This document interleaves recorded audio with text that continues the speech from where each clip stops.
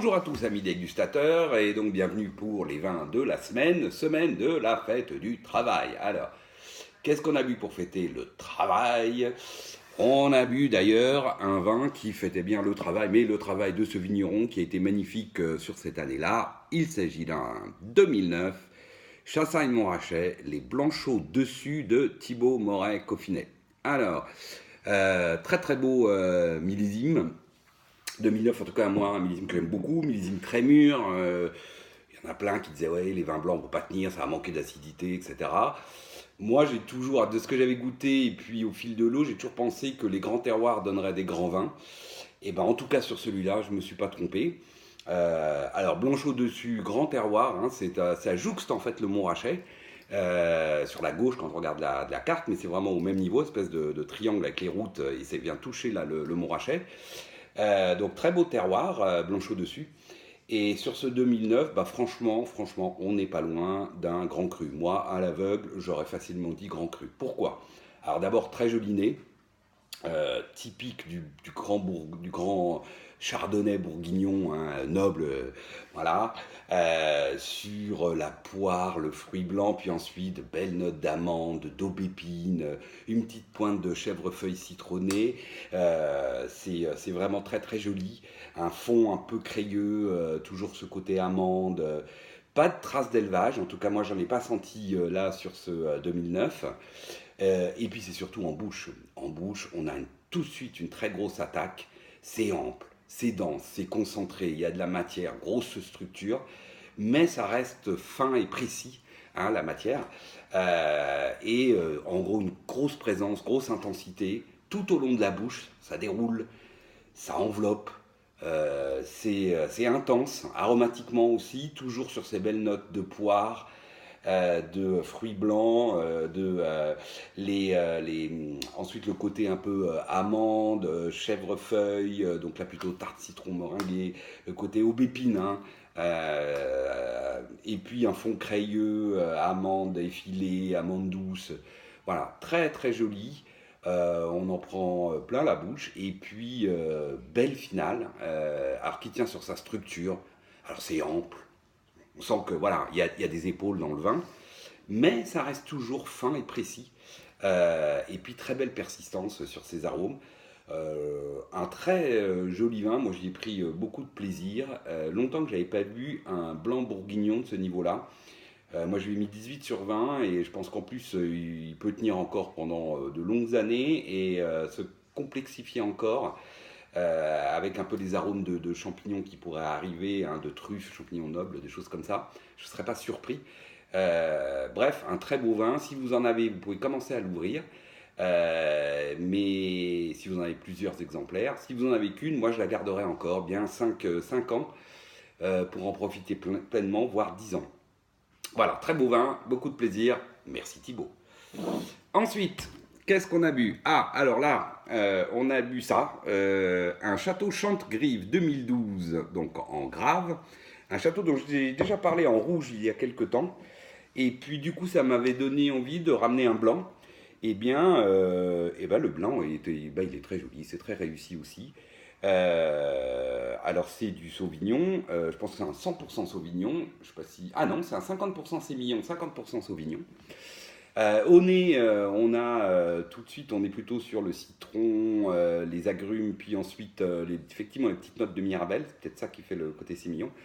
Et puis de belles notes de buis et d'acacia typiques du Sauvignon. Pas de boisé du tout. Je pense qu'il passe en fût, mais alors ça va être des fûts de 3-4 vins, et je serais pas surpris si en fait il fait beaucoup de cuves en fait. Une bouche droite, précise, euh, tendue, mais bien enrobée par la matière, de belles concentrations, de bout en bout, toujours sur ce côté citronné, et puis ensuite le buis, la cassia, le côté un peu végétal noble, des petites pointes gourmandes, un peu de mirabelle, et puis une finale fraîche, tendue. Voilà, un très joli Bordeaux blanc de Grave, que moi j'aime bien et qui se marie très bien. Alors allez-y, les fruits de mer en général, ça passera très très bien. Je crois que nous on a bu ça sur une salade César, donc un terre-mer César, hein, puisqu'il y a des anchois et du poulet. Et bah, ça le faisait très très bien. Voilà. Ensuite, qu'est-ce qu'on a ouvert? Ah oui, on a ouvert ça. Un gigondas de la famille Perrin. Alors la famille Perrin, c'est Châteauneuf-du-Pape, c'est le château de Beaucastel, vin que j'adore moi. Et ça, c'est un gigondas, l'Agile 2016. Je pense que c'est une activité négoce, enfin je sais que c'est une activité négoce de la famille Perrin. Et j'avais acheté ce vin en foire au vin, je crois que j'en avais déjà parlé, Monoprix qui faisait une super promo, 50% sur la deuxième bouteille, donc j'avais liquidé tout ce qu'ils avaient comme stock, et bien j'avais très bien fait. Parce qu'on a là un très joli nez, et alors plutôt de fruits rouges, hein, ce qui n'est pas courant souvent, hein, les grenaches du sud, c'est plutôt la prune ou le pruneau tout de suite. Là, ça démarre plutôt sur la framboise, mûre, puis ensuite arrive quand même la prune, les notes de figue aussi, assez classiques. Et puis, on a un petit côté, comme on dit, garrigue, un peu frais, un peu herbe séchée fraîche, épices, et un fond plutôt cacao léger. Un joli nez, bien fait, fin, voilà. Belle bouche ensuite, concentrée, large, tanin précis soyeux, enfin précis, on va dire tanin soyeux, belle concentration, c'est droit tout du long, c'est mûr, c'est sapide, hein, donc ça a du goût.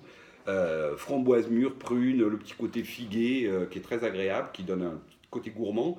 Ça reste fin et délicat pendant toute la bouche, et puis une finale assez puissante, hein, costaud, on est quand même à Gigondas, fraîche, alors fraîche au sens on va dire, il n'y a pas énormément d'acidité, hein, c'est pas la fraîcheur au sens acidité du terme, mais plutôt tonique, on va dire. Voilà, c'était le mot qui convient mieux. Une finale tonique avec une jolie persistance. Bref, un très joli vin, et puis du coup, en rapport qualité-prix, bah, c'est assez imbattable, étant donné la promo qu'il y avait sur ce vin, donc bien content d'en avoir pris quelques quilles. Ensuite, qu'est-ce qu'on a bu? Ah, un vin que j'aime beaucoup, de François Chidenne, Les Argiles 2014. Alors, anciennement Vouvray, mais il ne peut plus l'appeler Vouvray, puisque pour faire du Vouvray, il faut être à Vouvray. Et François Chidenne est à Montlouis, sur la rive d'en face. Hein. Vouvray d'un côté, Montlouis de l'autre, la Loire au milieu. Donc, c'est un vin de pays. Vin de France, même, je vois marqué. Et puis bah, c'est un très joli vin. Voilà. Moi, j'aime beaucoup Les Argiles, cette cuvée de François Chidenne. Et là, sur 2014, je dois dire que ça fait la 4e que je bois, je crois. Et je la trouve particulièrement réussie. Alors, est-ce que c'est le millésime qui fait ça? En tout cas, très joli nez, belle complexité, belle intensité. D'un chenin qui est encore jeune, donc qui n'a pas trop évolué, pas de notes oxydées, etc., mais qui arrive avec une belle complexité. Donc on est plutôt sur la poire, la pomme golden, très marquée. Ensuite des petites épices, alors plutôt miel, fleur d'oranger, très joli, et un fond crayeux classique du chenin dans ce coin-là. Donc crayeux, amande, mais vraiment cray. Ensuite belle bouche, grosse concentration de matière à nouveau fine et précise, c'est ample, c'est tonique, il y a une belle fraîcheur, il y a un petit côté friand, mais je pense pas qu'il y ait beaucoup de sucre, mais il y a un petit côté quand même friand, presque acidulé, mais qui donne qui est vraiment très agréable. Une belle intensité, belle bouche droite, toujours sur cette pomme golden, miel fleur d'oranger, et puis ce fond crayeux très classe. Belle finale, fraîche, tonique, alors pour le coup fraîche, tonique et très belle persistance. Sur ce vin que moi j'ai beaucoup aimé, comme souvent, hein, cette cuvée argile de François Chidenne, qui est, je crois, moi je pense, au fil du temps, ça fait 15 ans que je bois Chidenne, probablement ma préférée, même plus que le Montlouis Les Choisis, qui est son autre cuvée qui est aussi très connue, enfin il a plusieurs cuvées très connues, mais vraiment moi j'aime beaucoup ces argiles, et ce 2014 est très très beau et me rappelle un peu le 2005.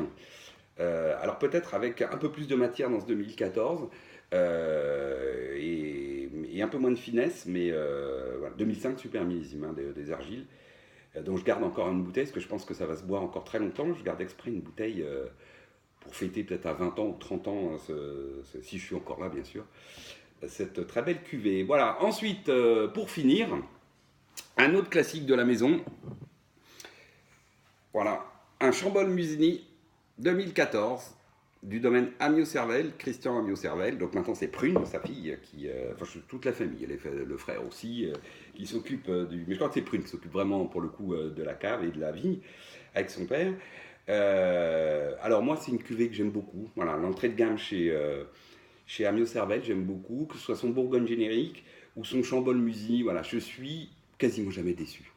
Voilà, moi c'est la Bourgogne comme j'aime. Alors c'est un style plutôt, on va dire, alors ils sont en bio aujourd'hui, hein, mais c'est un style, on va dire, classique intermédiaire, ce que j'appelle, c'est-à-dire, voilà, on est avec un nez de framboise, de fruits rouges, très agréable, des petites notes. Alors c'est pas d'élevage parce que je pense que, enfin il fait de l'élevage, mais c'est voilà, peut-être un peu grillé que j'aime beaucoup moi. Une belle bouche droite, de la matière. C'est fin, on est à Chambol et on garde un peu quand même de cette finesse, même si c'est pas la caractéristique principale des vins de Christian, on va dire, la finesse. Euh, mais par contre, voilà, c'est tonique, belle finale, tonique, presque puissante et belle persistance. C'est hyper friand, c'est hyper gourmand, c'est festif, c'est voilà, plein de fruits. Enfin bon, moi j'aime beaucoup les vins de Christian et ce Chambol, une fois de plus, me confirme que j'aime ces vins et que ce simple village, Chambol Village, est un très très joli vin. Le seul problème de la Bourgogne, c'est que même quand c'est un simple village, eh bien, les prix s'envolent et ça, c'est regrettable. Mais mes amis, nous sommes obligés de subir la loi du marché et de faire avec. Voilà, je vous souhaite à tous une très belle semaine et je vous dis à la semaine prochaine. Salut!